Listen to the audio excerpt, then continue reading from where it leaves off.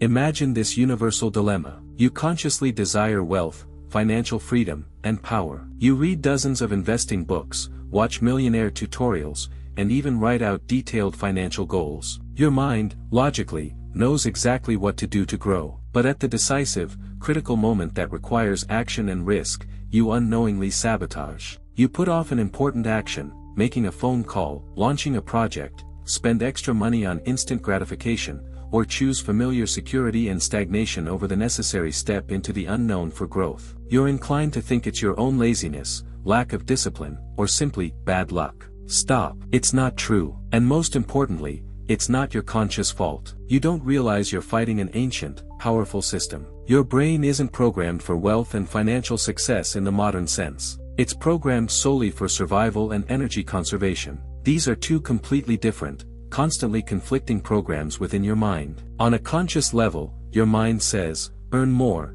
take risks, become free. But your subconscious, ancient brain screams, don't waste energy unnecessary, avoid risk, be like everyone in the group. This is the cause of your paralysis. In this video, we'll reveal the dark psychology behind your financial sabotage and poverty. It's not a problem with your thinking about money. It's an ancient habit and survival program that views wealth as a threat. The myth we're debunking: we live with the belief that money is solely a matter of math, economics, and external luck. And that if we simply work harder, we'll become rich. Truth: money is, in fact, a powerful emotional anchor, a matter of social status and deep, subconscious programs ingrained in you since childhood by your social framework. We'll show you how your brain, using emotions as a tool, actively prevents you from moving beyond the sufficiency or family level framework it's programmed to maintain security. Insight number 1. The brain as an energy manager, not a capitalist. For your brain, any financial growth and success is a huge risk and a colossal waste of energy. A new habit requires tens of times more energy than an old one. Wealth and freedom require constant action, living in the unknown, and regularly rethinking. Your brain prefers predictability, low energy consumption,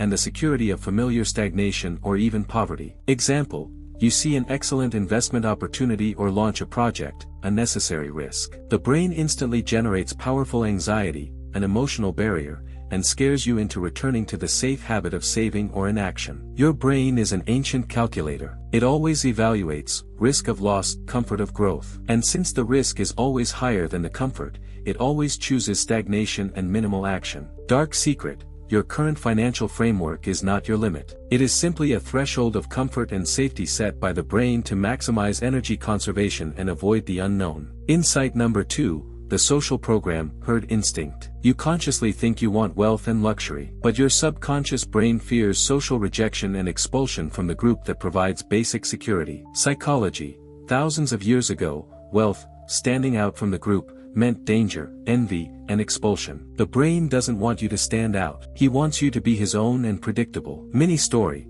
a person reaches a new financial threshold and begins to make more friends. But they unconsciously begin spending on unnecessary, devaluing purchases or sponsoring everyone around them to quickly return to the level of their social group. Self-sabotage in spending is often an unconscious act of social communication. Look, I still belong. I'm not dangerous. I'm not separating from you. My relationship with you is more important. Gender dynamics: relationships often harbor hidden conflicts around money and power. Your brain may subconsciously avoid wealth or high income to avoid conflict or loss of attraction with a partner who is accustomed to a certain level. Truth: to become rich and free, you must do more than just earn money. You must accept the rejection of your old social framework and build a new relationship framework. Insight number 3. Money as an emotional anchor. Money is not neutral. It carries a powerful charge of emotions associated with your past. For some, it means power and freedom. For others, it's guilt, big money is evil, fear of loss, or shame.